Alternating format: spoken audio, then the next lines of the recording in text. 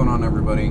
So today we're going to take a stroll down to go and pick up the engine block, actually the whole engine head to oil pan for the MR2. So I found a 7AFE engine block for $350, and it's got 167,000 miles on it, which isn't bad for a Toyota, considering that all the other ones that I've found are like 270,000 miles and up. So here's my thinking on it. I think what I'm going to do is go ahead and get the block, tear it down or whatever, and I mean, I'm already down there, so I might as well just run a ball home through it, put new rings and new bearings and all that type of stuff, and then put it all together. That way it's, you know, fresh. So we'll see what happens. But anyway, it's been a super eventful morning. I'm actually driving my brand new 2016 Ford F-150, super loaded. No, I'm kidding. I'm totally kidding. I had to go and rent a U-Haul truck. So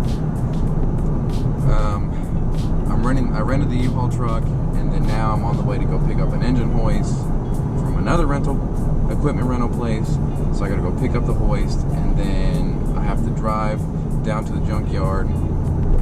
Luckily the engine's already pulled. I don't have to pull the engine. So I gotta go pick it up, then I gotta drive back to my house,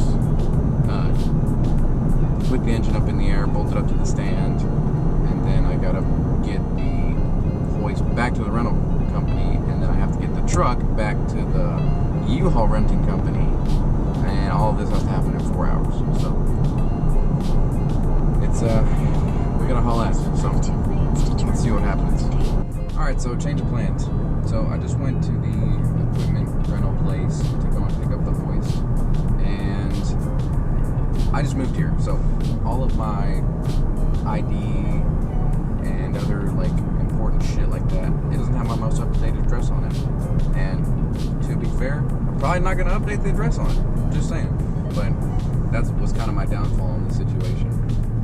So I went to the equipment rental place, and I walked in, asked the lady, hey, I'm here to pick up a engine hoist. She said, okay, let me get your information, let's get this started.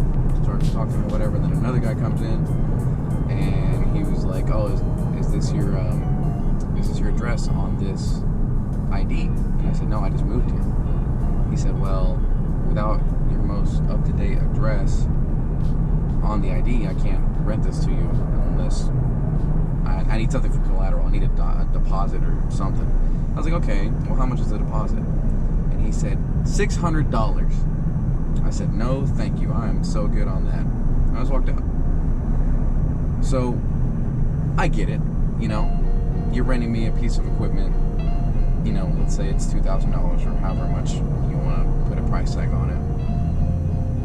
And you don't even know who you're renting it to. So I get the reason for the deposit, because they're taking the risk, right? I can just steal it if I wanted to. Obviously, I'm not going to, but I get where they're coming from. But my thing is I am not going to spend that much money to rent this fucking hoist that I only need to use for an hour, you know? And I'm not gonna go and buy one at Harbor Freight, because A, I have to drive all the way across like another 25 minutes in the opposite direction of where I need to go and pick it up, and B, I'm only gonna use it once. The hoist that I use to take the engine out of the car, because the car's in my parents' house, like 2.5 hours away from here, is my brother's. So whenever the engine is going back in, I can just use his, right?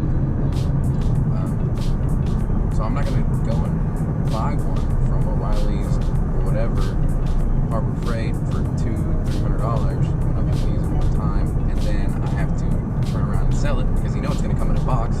You have to assemble it, and A, that's more time wasted.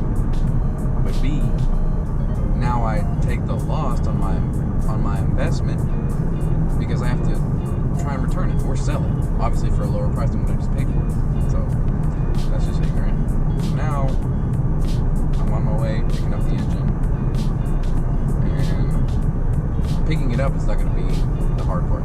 The hard part's going to be putting it on the stand. So in my garage, I have these beams that go above your head to support, and I've got ratchet straps. works.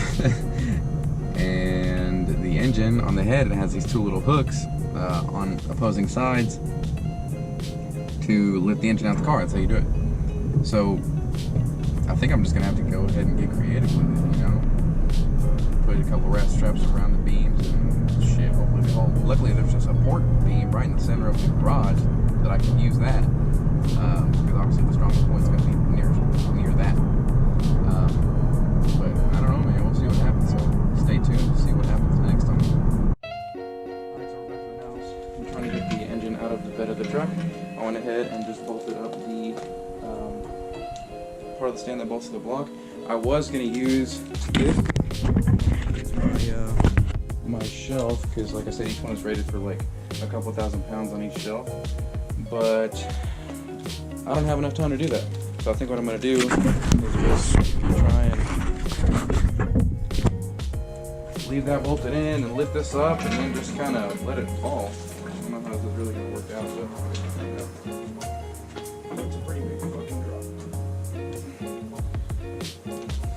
So I'm at least going to put the pin in.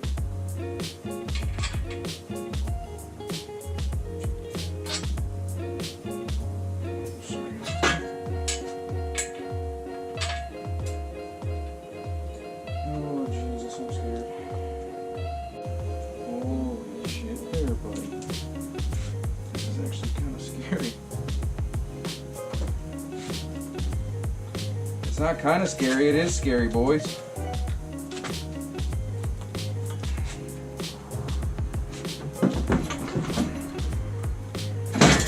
Okay, something's on the ground, please.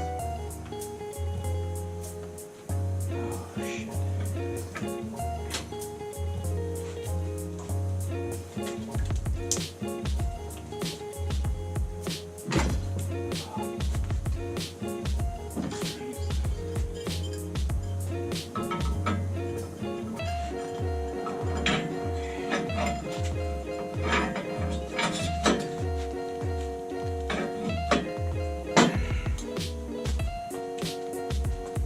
This is so sketchy.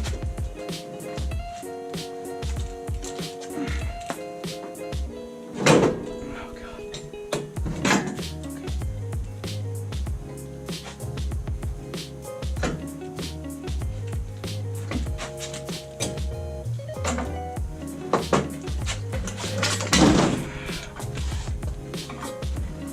Okay.